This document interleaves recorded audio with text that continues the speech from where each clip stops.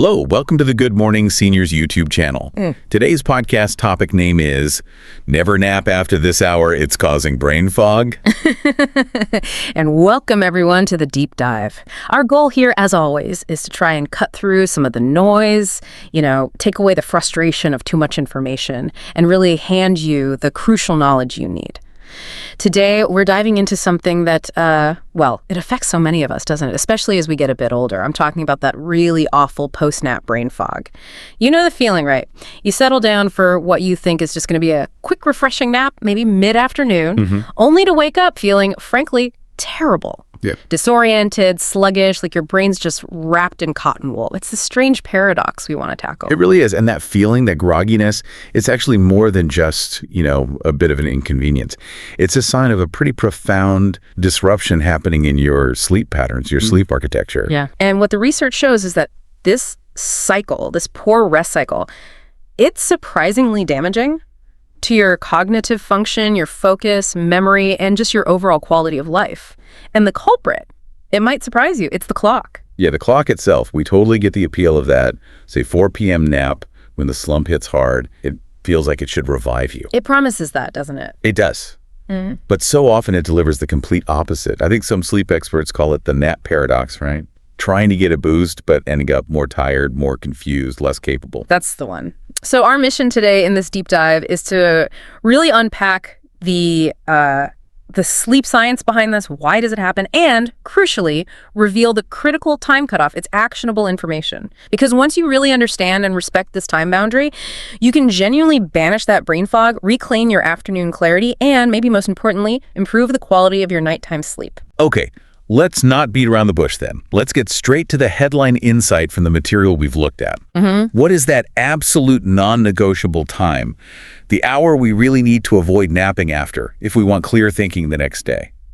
Yeah, the research is strikingly consistent on this. The critical threshold is 3 p.m. 3 o'clock. 3 o'clock. Napping after that mid-afternoon point is strongly, and I mean directly, linked to messing with your sleep drive later that night. Okay, explain that sleep drive a bit more. It's your body's natural buildup of the need to sleep. Napping late basically reduces that pressure. So when bedtime comes, your body isn't quite ready. This leads straight to what we call fragmented sleep, low-quality nighttime sleep.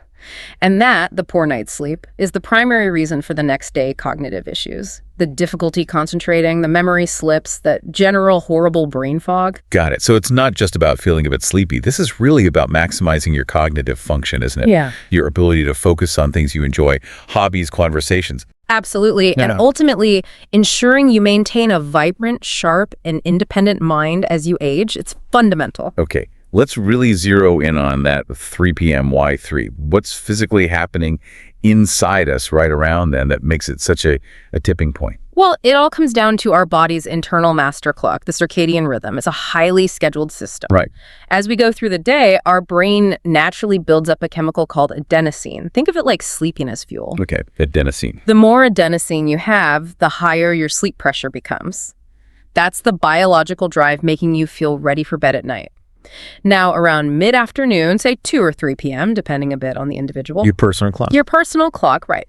Your body is naturally starting its wind-down process, preparing for the main sleep cycle later in the evening. So things are already shifting gear. They are. So if you then throw in a nap at, say, 4 p.m. or 5 p.m., you're essentially hitting a reset button on that accumulating sleep pressure. You burn off the adenosine you've spent all day building up. Okay, so I might feel a bit better for a short while after that late nap. Temporarily, yes. But I've basically just robbed my nighttime sleep bank.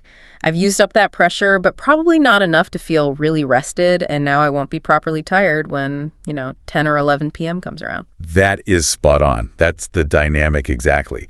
You've significantly lowered the natural, necessary drive for deep, consolidated night sleep. So that late nap means when you finally do go to bed, you're much more likely to experience sleep fragmentation, meaning you wake up frequently during the night, or you find it hard to fall asleep in the first place, or you spend way too much time in the lighter stages of sleep, not getting enough of the deep restorative stuff. Right. And the science is clear. It's that poor quality, broken night's sleep, not really the nap itself, that shows up the next day as that awful brain fog, the sluggish thinking, the confusion, the forgetfulness. It all stems from messing up the night. Okay, that makes sense. Now, what about the immediate feeling? right after waking up from a late nap. I've definitely had that heavy, almost dizzy feeling, like wading through treacle. I didn't realize there was a specific name for it. Oh, yes, there is. That specific feeling is called sleep inertia. Sleep inertia. Exactly. It's the period of disorientation and cognitive slowdown that happens when you wake up. It's especially pronounced if you're pulled abruptly out of a deep sleep stage. And late naps make that more likely. They do, because your body is already sort of leaning towards its nighttime sleep sequence, so you're more likely to dip into those deeper stages even in a short nap taken late.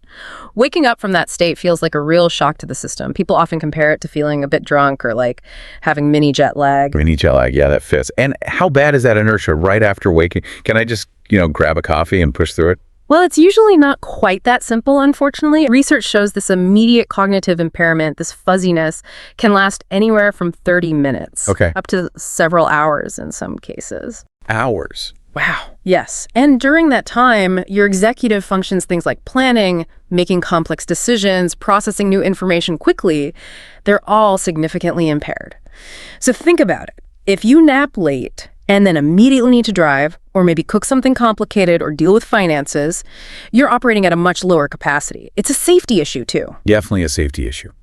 Now, focusing specifically on our listeners, many of whom are over 60, does the natural aging process make this whole nap paradox worse? Are we more vulnerable to it? It absolutely does. There's no question. The fundamental structure, the architecture of our sleep, changes naturally as we age. How so? We tend to spend less time in those really critical deep sleep stages, the slow wave sleep, which are vital for both physical and mental restoration. Okay, so we start with less deep sleep potential anyway. Right. So when you layer late naps onto that existing vulnerability, you're really creating a recipe for chronic exhaustion. It pushes you into this kind of perpetual sleep debt loop. Explain that loop. It goes like this. Poor nighttime sleep makes you feel tired during the day, so you take a late nap. That late nap drains your sleep pressure for the night. Which guarantees another night of poor sleep. Bingo. And then you need another late nap the next day. The cycle just spirals downwards, making the brain fog worse and worse, and diminishing your overall cognitive quality day by day. #TagMiffy3. The deep dive into the science of late naps. Okay, that loop makes perfect sense. The 3 p.m. cutoff is all about protecting that crucial nighttime sleep pressure. Let's get a bit deeper now into the actual biology. What exactly is being sabotaged by a, say, 4:30 p.m. nap? If the circadian rhythm is the master clock, what does that late nap do to the gears? Yeah, think of it like sending a really confusing signal to your body's entire timing system. Right. The master clock in your brain relies on this complex dance between light, darkness, and hormones to keep everything synchronized. Right. Your clock is expecting you to be fully alert in the late afternoon and then gradually start preparing for darkness and sleep. A late nap completely disrupts that expectation. What's the key mechanism? One of the main things is that it delays the release of melatonin. The sleep hormone. The sleep hormone, yes. Melatonin is the chemical messenger that basically tells your body, okay, it's nighttime, time to sleep now. By napping late, even for just 20 or 30 minutes, you're essentially telling your body that darkness and therefore bedtime is being pushed back. Okay. This delay in melatonin release might be by an hour or even more, depending on the timing and length of the nap. And the net effect is that you shorten the total duration of effective, consolidated nighttime sleep. You've basically fiddled with the main fuse box too late in the day. So the body thinks it's got more awake time left than it really does. And that delay, that messing with melatonin, it must then impact the actual quality of the sleep we do get, especially the different stages. We hear a lot about REM sleep being vital for the mind. How does losing REM specifically lead to that morning fog? This is a really critical connection. A huge chunk of your mental sharpness, your emotional balance the next day, hinges on getting enough rapid eye movement, REM sleep. REM sleep tends to happen more in the later parts of your sleep cycle, sort of the second half of the night. Late naps, by causing fragmented sleep or delaying sleep onset, effectively steal time from this crucial REM period. You just get less of it overall. And what's REM sleep doing that's so important? Think of REM as your brain's overnight processing and filing department. During REM, your brain is incredibly active, almost as active as when you're awake. Oh. It's working hard to consolidate new memories, process the emotions from the day, make creative connections, solve problems. There's strong evidence that memory transfer, moving things from short-term storage like the hippocampus to long-term storage in the cortex, is really enhanced during REM. So if you cut REM short. If you cut REM short because your sleep was broken or delayed by that late nap, the information just doesn't get filed properly. Things feel fuzzy. That difficulty recalling facts, maybe feeling emotionally flat or irritable, even reduced creativity the next day, those are very often direct symptoms of having lost precious REM time. That's a really powerful way to think about it. The brain didn't get its chance to sort and file everything. Now, beyond sleep stages, you mentioned hormonal shifts earlier. Waking up from a late nap can sometimes feel stressful, almost jarring. What's happening chemically there? Right. There are a couple of key chemical players involved in that immediate feeling of restlessness or even anxiety after a late nap. First, when you wake up, especially if you were jolted out of a deeper sleep stage, which again is more likely with late naps, you can get a sudden spike in cortisol. Stress hormone. The main stress hormone, yeah. Cortisol is part of our fight or flight response. Waking abruptly like that can trigger this primitive survival response, causing this unnecessary rush of adrenaline and cortisol. And that directly contributes to feeling anxious, irritable, and having that fuzzy, unsettled thinking right after the nap. So you wake up feeling chemically stressed, on top of the grogginess from the sleep inertia. It's a double whammy. It really is. And second, let's quickly revisit adenosine, that sleep pressure chemical we talked about. Napping late messes with how adenosine is regulated. Yes, the nap clears some of it away, reducing sleep pressure, but the timing is the problem. It can lead to this weird effect called rebound alertness later at night. Rebound alertness. Yeah, you suddenly feel more awake right when you should be deepest asleep, maybe around 2 or 3 a.m. This leads to more fragmented sleep, more insomnia. And then even worse exhaustion the next day because the night's rest was so poor. You got it. Your brain is essentially fighting itself. It's trying to sleep, but chemically it's getting confusing signals, sometimes being told to be alert when it should be deeply asleep. Okay, this picture is becoming alarmingly clear. If this whole system, the circadian rhythm, sleep stages, hormones, is constantly being disrupted by chronic late napping, leading to fragmented night sleep. What's the really serious cumulative impact on long-term cognitive health, especially for older adults? This feels like the ultimate reason to make a change. Yes, and this is where we need to be really direct.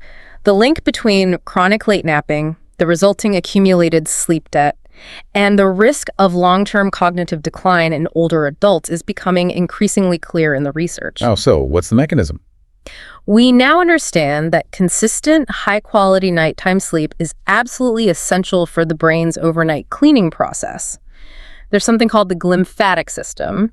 Think of it as the brain's internal plumbing. Okay, glymphatic system. During deep sleep, this system becomes much more active, flushing out metabolic waste products and toxins that build up during the day. This includes proteins like amyloid beta, which are strongly linked to Alzheimer's disease risk. Wow. So deep sleep is literally cleaning the brain. It appears to be a crucial part of it. When this cleaning process is constantly disrupted by late naps causing fragmented, poor quality night sleep, the brain simply can't perform this essential maintenance effectively.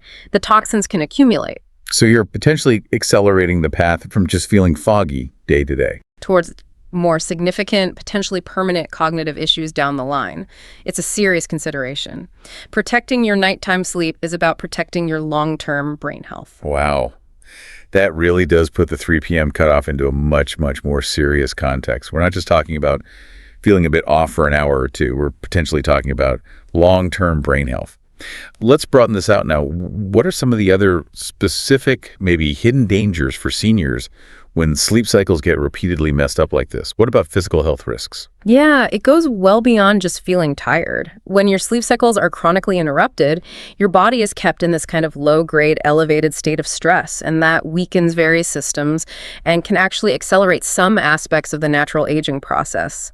The physical risks are quite substantial, and they tie directly back to those hormonal shifts and the lack of deep restorative sleep we've been discussing. Like what, for example? Well, take heart health. This is a big one. Disrupted sleep is a major yet often underestimated risk factor for cardiovascular problems. How does that work? When you don't get enough deep restorative sleep, your cardiovascular system doesn't get the downtime it needs to recover and regulate. Your sympathetic nervous system, the fight or flight system, stays more active.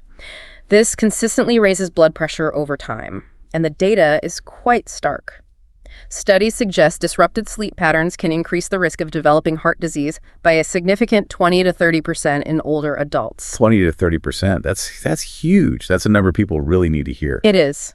It also contributes to increased systemic inflammation throughout the body, which we know is a root cause of many chronic diseases, not just heart disease. Okay, heart health is a big one. What about our body's ability to fight off infections? How does poor sleep affect the immune system? It has a major impact there, too. Deep restorative sleep is crucial for a healthy immune system.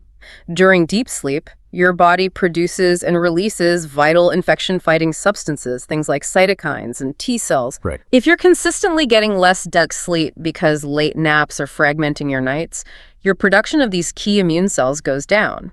This makes you genuinely more susceptible to catching colds, the flu, or potentially more serious infections. Your body's defenses are weakened. So you're more likely to get sick and maybe take longer to recover too. That's often the case, yes. Your immune response just isn't as robust when you're chronically sleep deprived. Now, thinking really practically about day-to-day life for older adults. Many are managing medications, maybe still driving, just moving around the house safely. What are the real-world safety risks of being in that dense post-nap haze we talked about? This is perhaps the most immediate and potentially devastating danger. That intense grogginess, the sleep inertia after a late nap, research indicates it can actually double the risk of falls. Double the risk. Double. And we know falls are a leading cause of serious injury, loss of independence, and even death for people over 60. That's terrifying. It is. And it's not just falls. The impaired cognitive function, the slowed reaction time, that's dangerous if you're driving, crossing a busy street, or even just navigating stairs in your own home. Your judgment is off. Your coordination can be affected. And you mentioned other physical issues too. Yes. Chronic irregular sleep patterns, often exacerbated by late napping, also negatively impact how your body handles sugar. It affects insulin regulation. Your body becomes less sensitive to insulin, struggling to manage blood sugar levels efficiently. Over time, this significantly increases the risk of developing metabolic problems, most notably type 2 diabetes. So the brain fog isn't just in your head. It's linked to physical clumsiness, reduced mobility, and these serious metabolic risks. So the physical side effects are really quite alarming. But the mental and emotional impacts seem just as profound. Let's circle back to memory. How does that fragmented night's sleep, caused by the late nap, actively make everyday memory problems worse? Well, we talked about REM sleep being crucial for consolidating memories, sort of like filing them away correctly. Right, the filing system. But it's not just REM. The deep, slow-wave sleep stages are also really important for memory processes. If your brain isn't cycling through these deep stages properly overnight because sleep is broken, it simply can't effectively cement new information, whether it's something you learned, an experience you had, or instructions you were given from your short-term holding pattern into reliable long-term memory. So over time, this absolutely accelerates the progression from just having a senior moment now and then, or that temporary brain fog, towards more persistent, significant forgetfulness. Trying to learn a new skill, remember medication schedules, even recalling names or conversations becomes much harder because the overnight saving process isn't working right. Okay. And what about mood? We touched on irritability after waking, but what are the links between this kind of chronic sleep disruption and more serious mood issues like anxiety or depression? The link is very strong. Chronic poor sleep significantly impacts the balance of key neurotransmitters in the brain, especially serotonin. Serotonin, okay. Important for mood. Crucial for mood regulation, feelings of well-being, emotional stability. When serotonin levels dip due to ongoing sleep debt fueled by that late nap cycle, your vulnerability to experiencing anxiety or clinical depression skyrockets. Some studies suggest the risk increases by as much as 40%. 40% increase in risk for depression or anxiety. Yeah. Just from poor sleep. It's a major contributing factor, yes. And you see the more immediate effects, too. Increased irritability, snapping at people, less patience, greater emotional volatility right after waking from that nap, or just generally throughout the day when you're sleep deprived. And that must impact social life, too. Hugely. If you lack focus, if conversations feel difficult, if your favorite hobbies just feel like hard work because you're foggy and irritable, it's easy to start withdrawing. It strains relationships, makes social events feel draining rather than enjoyable, and can sadly lead to isolation. It really paints a picture of a self-reinforcing negative spiral, doesn't it? Yeah. The late nap seems like an easy fix for afternoon tiredness. A quick fix, yeah. But the downstream consequences, are huge. It steals your physical health, your mental sharpness, your emotional balance, and even your social connections. The motivation to fix this just by adjusting timing seems immense. #V, signs, benefits, and reclaiming clarity. Okay, so someone listening right now might be thinking, yes, this sounds familiar. I do feel foggy. I do nap late sometimes. But maybe they're not 100% sure if the nap is the definite cause. Can we give them a kind of diagnostic checklist? How can you tell if your current nap habit is the likely culprit behind the brain fog? Absolutely. Let's empower people to connect the dots in their own experience. If you suspect the nap paradox is affecting you, look for these specific red flags popping up consistently in your daily life. Flag number 1, you find it really difficult to fall asleep at night. You might lie there tossing and turning for 30 minutes, maybe even an hour or more, even though you felt completely exhausted earlier in the day. Right, tired but wired. Exactly. Flag number 2. When you wake up from your afternoon nap, you feel more confused or significantly more out of it than you did before you lay down. The nap doesn't refresh, it makes things worse. Okay, that's a big one. What's next? Flag number 3. You experience this persistent, heavy sluggishness in the afternoon that just drags on and on. It doesn't really lift until maybe the late evening, often inconveniently right around the time you should be starting to wind down for bed naturally. And often, I guess, people try to fight that sluggishness. They do, and that leads to flag number 4. A heavy reliance on caffeine, maybe sugary snacks too, just to try and artificially punch through that afternoon haze. If you find yourself needing coffee at 4 p.m. just to function, that's a sign something's off with your sleep regulation. Any other signs? Yes. A 5th one is noticing significantly increased irritability, maybe impatience or rapid mood swings, particularly right after waking from that nap. You might find yourself snapping at loved ones or just feeling generally on edge. Okay, that's a really clear checklist. So if several of those ring true for you listening. Then it's highly likely that your late napping habit, anything after that 3 p.m. mark, is a major contributor. And adjusting that timing is the critical first step you need to take. Right. Now, let's flip this around. Let's talk about the rewards. For the person who successfully makes this change, who avoids the late nap trap, maybe shifts to a short early power nap before 3 p.m. or skips it altogether. What amazing benefits are waiting for them? What do you gain? Oh, the difference can be truly transformative. And the benefits show up both immediately and build over time. Let's start with the cognitive perks. Okay. What you gain is demonstrably sharper memory. Why? Because your nighttime sleep becomes deeper, more consolidated, more effective at doing that memory filing we talked about. Makes sense. You'll likely experience dramatically improved focus. You can concentrate better on complex tasks, enjoy reading again without losing your place, engage fully in hobbies that require attention to detail. And a significant natural mood lift. Because your sleep hormones, like melatonin and cortisol, become much more stable and balanced, you generally feel less anxious, more resilient, more positive. That renewed mental energy often brings back your creative spark and your ability to solve problems effectively, too. So, sharper mind, better mood. What about the physical side and just general lifestyle improvements? Well, the biggest gain, underpinning everything else, is simply better quality nighttime sleep.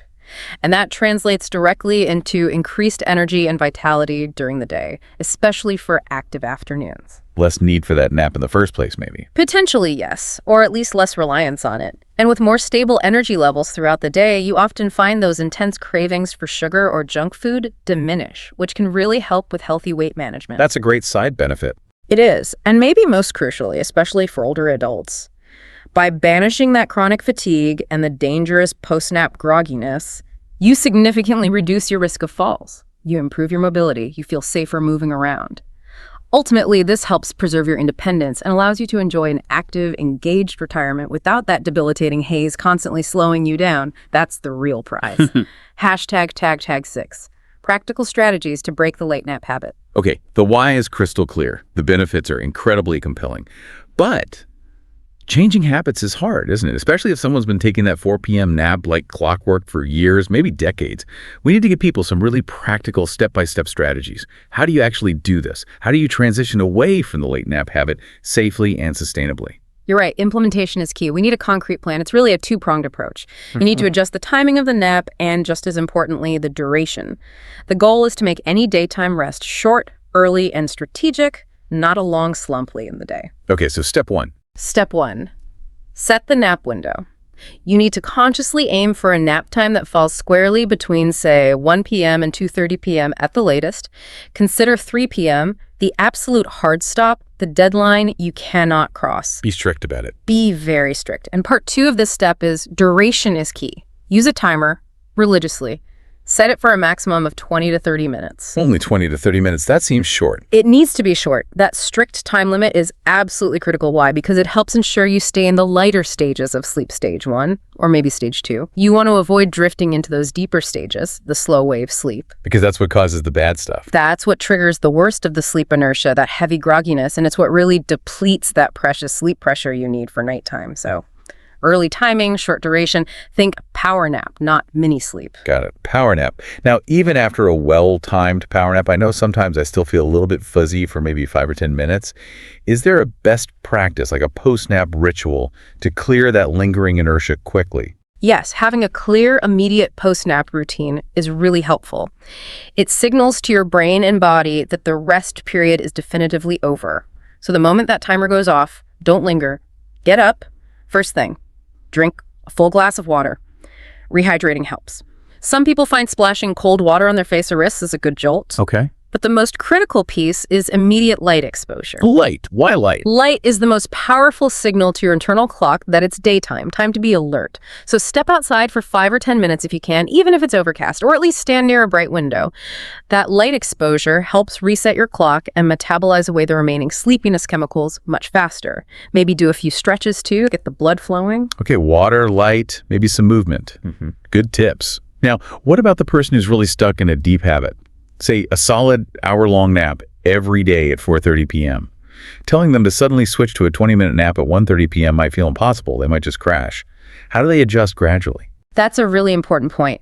Gradual adjustment is definitely the way to go for deeply ingrained habits.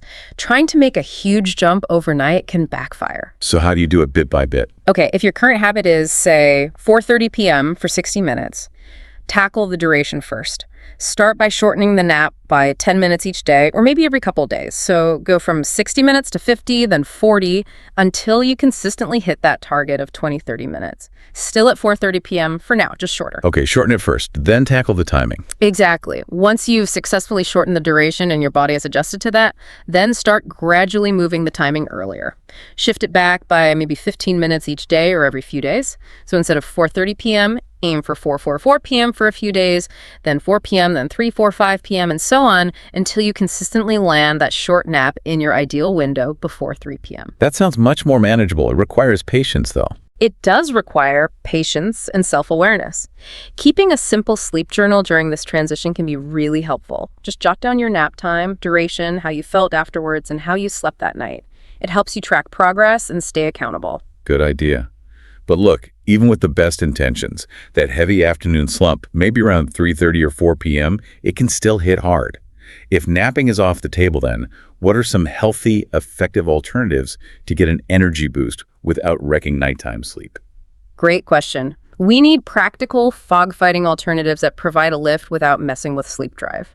There are several good options. First, movement. Even just a brief 10-minute brisk walk, indoors or out, or some simple stretching can work wonders. It gets blood flowing to the brain, releases endorphins, and naturally increases alertness. It's restorative activity, not sleep. Okay, a short burst of activity. What else? Second, refueling smartly.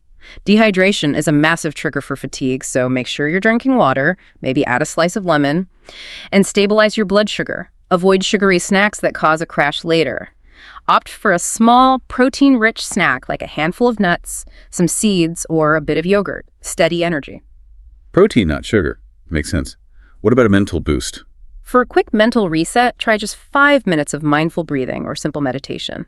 Focusing on your breath can be surprisingly restorative and calming, clearing the mental clutter without making you drowsy. Okay. And finally, combat the triggers.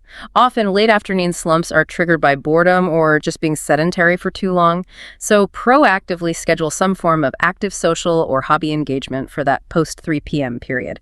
Call a friend, work on a puzzle, do some gardening, listen to upbeat music, practice an instrument. Engage your brain and body in something you enjoy.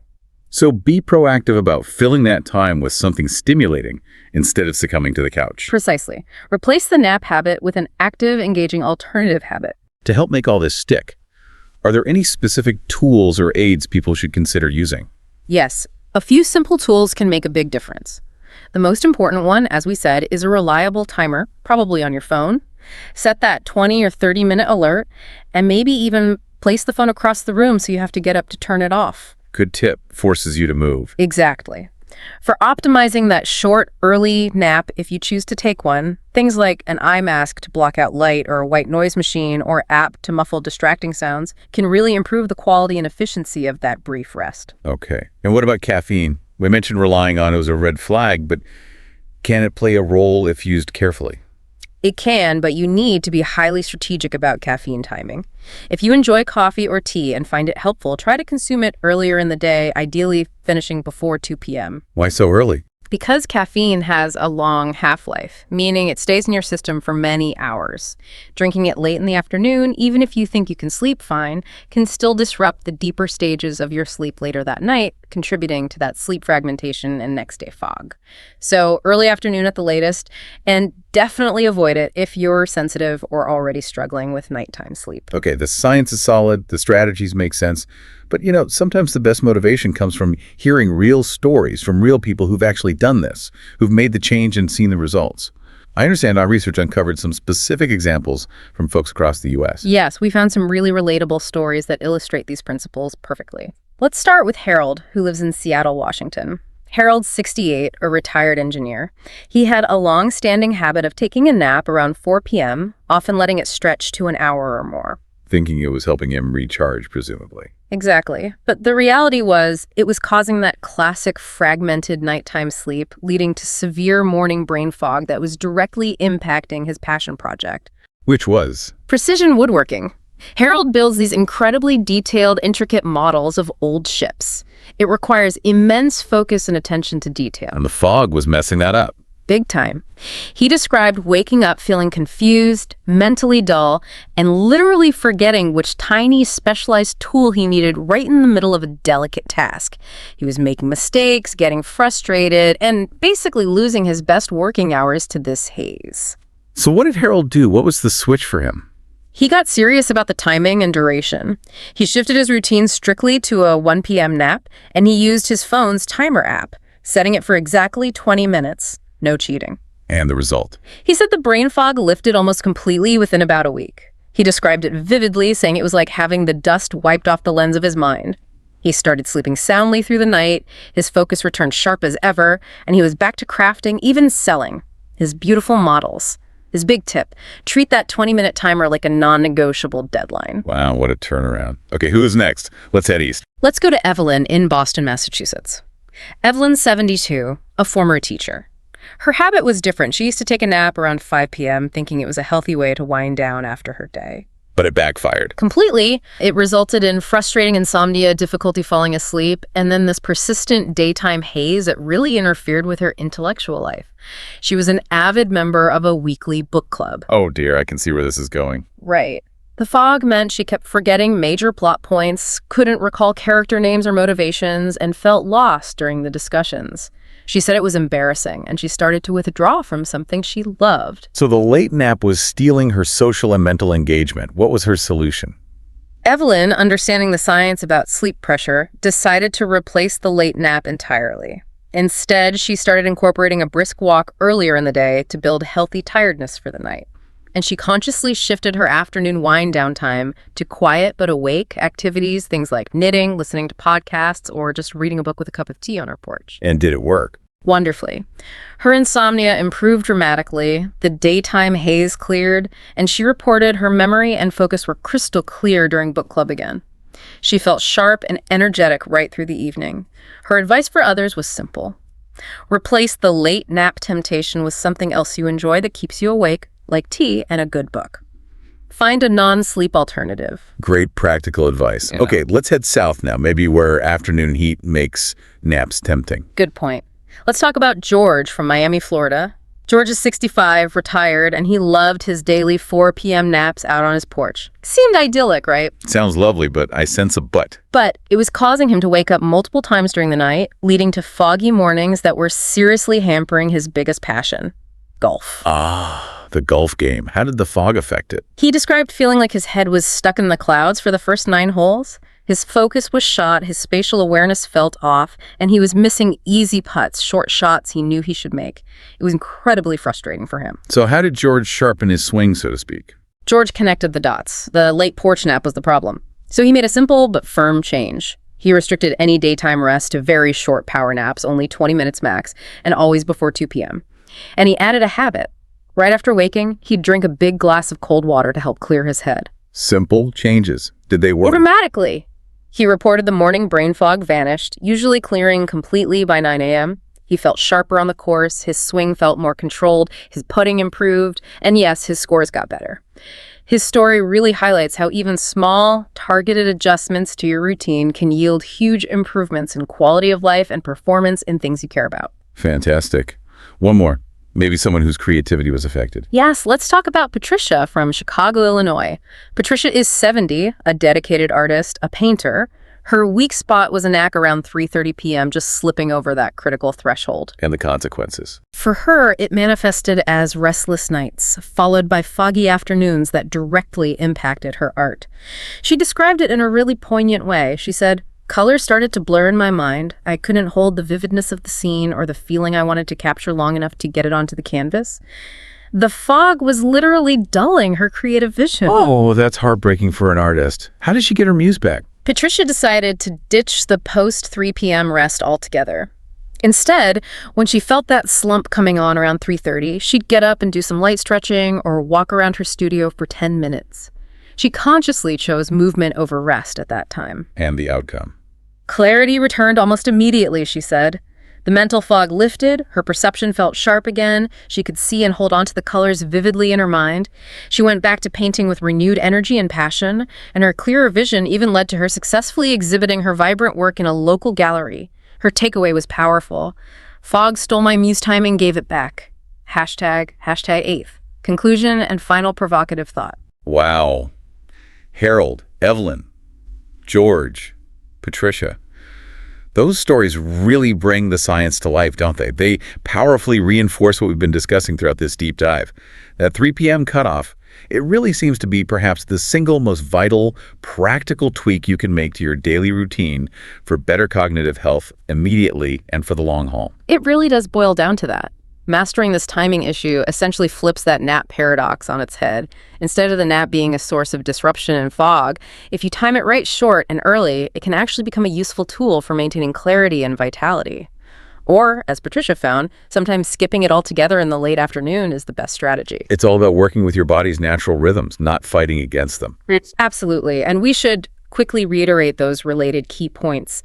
Nap duration is just as critical as timing. Keep it under 30 minutes, ideally around 20, to avoid that deep sleep inertia. And also, be honest with yourself. If you're someone who's already chronically prone to insomnia, you might find that skipping daytime naps entirely, at least for a period, is the best way to really consolidate and build up that strong sleep pressure needed for a solid night's rest. Right, you can't really nap your way out of significant sleep debt. You can't. You ultimately have to sleep your way out of it at night. Protecting nighttime sleep has to be the priority. So wrapping this up, the final so what for everyone listening. Yeah. It really seems to connect back to preserving your independence, fully enjoying your passions and activities, and fundamentally protecting your long-term brain health, doesn't it? That's the core message. This isn't just about avoiding feeling a bit groggy for an hour. It's about actively managing your sleep schedule to support your memory, your focus, your mood, and the very health of your brain as you age. It's about preventing the damaging, cumulative effects of chronic sleep disruption.